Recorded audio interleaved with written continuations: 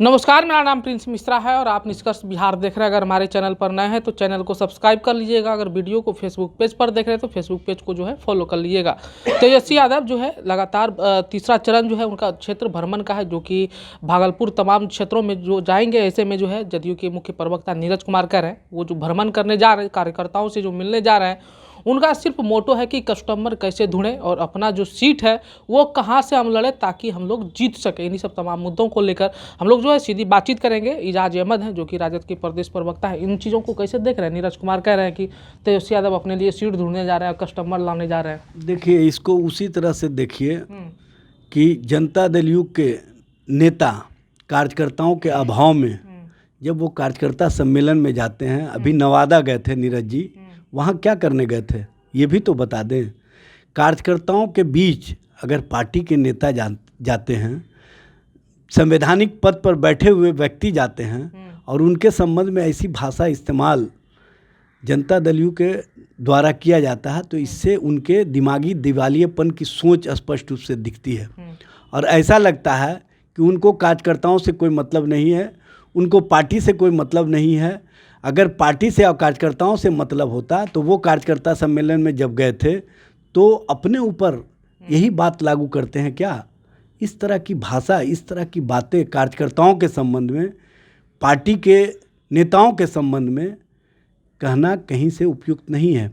और ऐसी अभद्र भाषा जो वो इस्तेमाल कर रहे हैं ये कहीं से उचित नहीं है।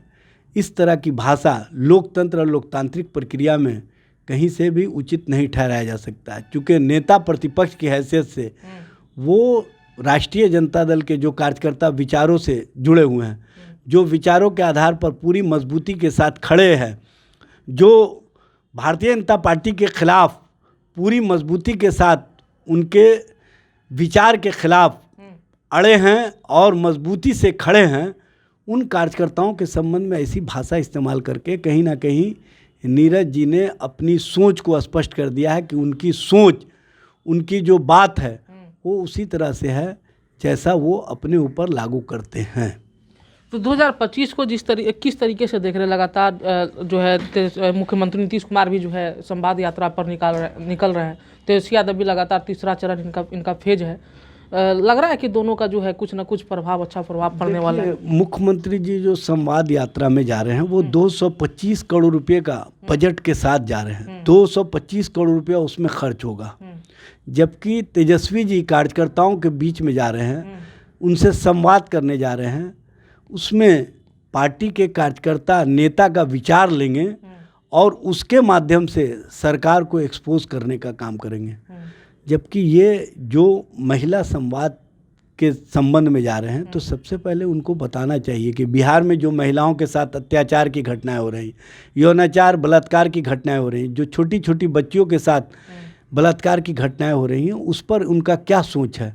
सरकार के स्तर से उस पर कार्रवाई क्यों नहीं हो रही है? वैसे लोगों को पकड़ा क्यों नहीं जा रहा जो इस तरह के कामों में लिप्त रहे हैं?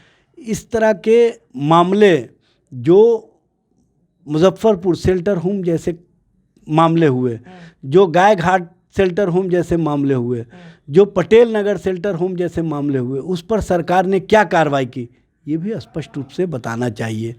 जिसके संबंध में पूरा बिहार शर्मसार हुआ था, उस पर जिसमें मंत्री जेल गई थी, उस पर इनकी क्या सोच रही है ये अभी तक से स्पष्ट नहीं किया है। जो मोछ वाला, तोंद वाला और ना जाने किन किन लफ्ज़ों से उन लोगों को नवाजा गया था, वो लोग आज भी कहीं ना कहीं सलाखों के बाहर हैं।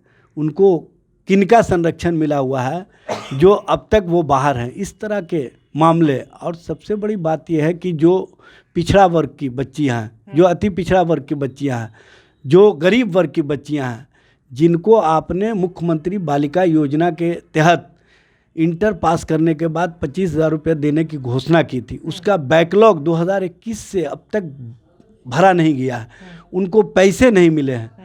तो वो जब 25,000 रुपया उनको नहीं मिल रहे हैं तो वो उच्च शिक्षा प्राप्त नहीं कर पा रही हैं, उस शिक्षा से वंचित हो रही हैं। उसके संबंध में भी तो अपना स्पष्ट रूप से वक्तव्य दे दिए होते। और जो 225 करोड़ रुपया आप इसमें खर्च कर रहे हैं, यात्रा में खर्च कर रहे हैं, अगर उन बच्चियों के वजीफ़े पर, उन बच्चियों को जो प्रोत्साहन नीति है उसमें अगर दे दिए होते 25-25 हज़ार रुपये, तो हम समझते हैं कि उनके परिवार के लोग गौरवान्वित महसूस करते, अपनी बच्चियों को आगे बेहतर ढंग से पढ़ाई कराने में वो लग जाते। लेकिन आपने उनकी पढ़ाई को रोक दिया। अभी बच्चियों को जो पोशाक योजना है उसमें पोशाक नहीं मिल पा रहा है। आप देखिए जो बच्चियों को साइकिल योजना है 9वीं क्लास के बाद, वो साइकिल नहीं मिल पा रहे हैं। तो आप इस तरह से चीज़ों को जो लाभान्वित हैं, लाभान्वित होने वाले हैं, उन तक नहीं पहुंचा पा रहे हैं, तो वो कैसे शिक्षा प्राप्त करेंगी, कैसे वो उस शिक्षा के क्षेत्र में जाएंगी, इस पर भी तो सरकार को वक्तव्य देना चाहिए। 225 करोड़ खर्च करके आप उपलब्धि क्या हासिल करेंगे? 0 बटा सन्नाटा। जबकि उपलब्धि आपका ये होना चाहिए था कि हम जो ये पैसे खर्च कर रहे हैं अपने यात्रा के क्रम में, उसको रोक करके इन बच्चियों के जो कल्याणार्थ योजनाएं हैं उसको हम पूरा करेंगे, उनको हम फुलफिल करेंगे। ये आप घोषणा आज ही कर दीजिए, ताकि महिलाओं का सम्मान भी हो जाए, महिलाओं को लगे, बच्चियों को लगे कि हमारे प्रति सरकार का जो सोच है वो हमारे लिए बेहतर है। ये तो हमारे साथ एजाज अहमद जिनको सुन रहे थे, इनका साफ तौर पे कहना है कि जो मुख्यमंत्री महिला संवाद यात्रा पर जा रहे हैं उनका जो खर्च है 225 करोड़, वो जो कल्याणकारी छात्र जो पढ़ने जाते हैं, छात्रा जो पढ़ने जाती हैं, उन पर जो खर्च अगर कर दिए जाते तो कहीं ना कहीं उनका जो आने वाला दिन है, आने वाला दिनचर्या है, वो बेहतर हो सकता था और आने वाले भविष्य में वो उच्च कोटि का शिक्षा प्राप्त कर सकते थे। ऐसे में आप लोगों को क्या लग रहा है कमेंट बॉक्स में जरूर बताइएगा। फिलहाल धन्यवाद।